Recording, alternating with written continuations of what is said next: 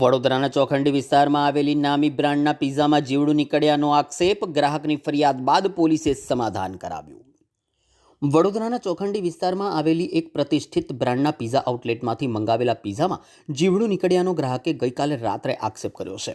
આ ગ્રાહકે તાત્કાલિક પોલીસમાં ફરિયાદ પણ નોંધાવી હતી. ફરિયાદ મળતા જ પોલીસ ઘટના સ્થળે પહોંચી હતી અને પોલીસની હાજરીમાં બંને પક્ષો વચ્ચે સમાધાન થયું હતું.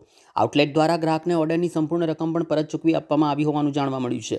હાલ ચોમાસાની ઋતુમાં જીવજંતુઓને ખાસ કરીને ઉડતી માખીઓનો ઉપદ્રવ વધ્યો છે. આવા સમયે નામાંકિત ફૂડ આઉટલેટમાં પિઝામાં જીવડું નીકળતા ખોરાકની સલામતી અને સ્વચ્છતા અંગે ગંભીર સવાલો ઊભા થયા છે.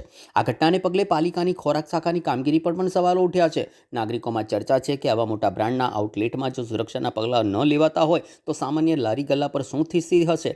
ફૂડ સેફ્ટી વિભાગ દ્વારા આવા એકમોની નિયમિત ચકાસણી અને કડક કાર્યવાહીની માંગ ઉઠી છે.